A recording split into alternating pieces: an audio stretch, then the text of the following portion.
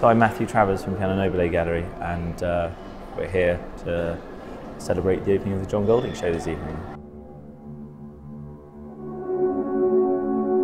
We've had a long collaboration with the space ever since it was conceived, actually, in the late 1990s, early 2000s, and we've often had shows here in the past, but actually this is the first show we've put on under the auspices entirely of Piano Nobile, and we've taken over the space as of January the 1st, 2015. My name is Charlotte de Mille, and I work freelance for the education department at the Courtauld Gallery, and I have been advising Piano Nobile with this new initiative of curating an art space in a music venue, which is really unique in London. We wanted to begin with a series of shows on John's work and promote the work, which is well known and in many major museum collections. He often showed with Bridget Riley and others like that, and was in very good company.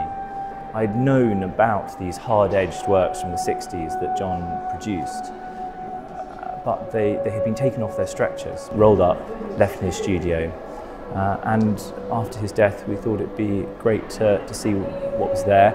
If they were recoverable, a lot of the works might have not been in great condition, so we unrolled them, and actually it was so exciting because they were fine, they'd been beautifully preserved. These paintings are very interesting because, dating from the mid-1960s, they offer a lot of very complementary styles to minimalist music. Things like repetition, rhythm, variation, microtonality in music transfers into micro changes in colour. They could be thought of as theme and variation, where you have a series of works, as for instance these three here, which are all very, very similar in their formal sense, in their sense of shape and their use, but very dramatically different in their use of colour.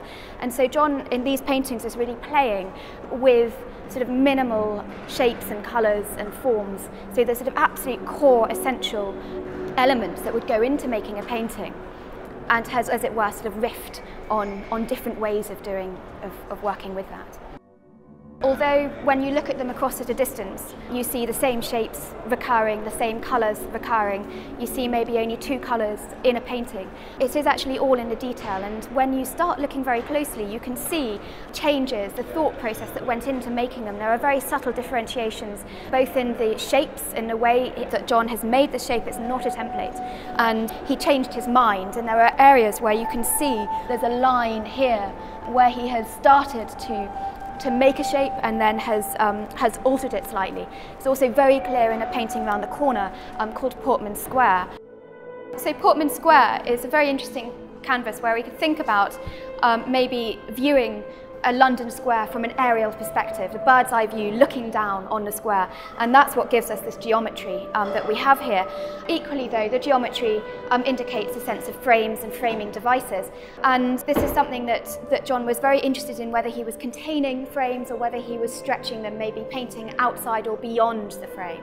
It really asks us to question what minimalism was, and whether it's this sense of a return to the essentials in media, of how one constructs things, what you need, what your basic components are, and how little you can get away with and say something significant. Somebody said today that one needs to think about what the artist would say if he was standing here, and I think John would be bowled over. I mean, these were things that have been rolled up for 40 years. He hadn't seen them, and it's so good to get these things aired and get them out again. To be able to put so many together in one place is very exciting. It is totally extraordinary. It's a wonderful space to see this, because you need this sort of space.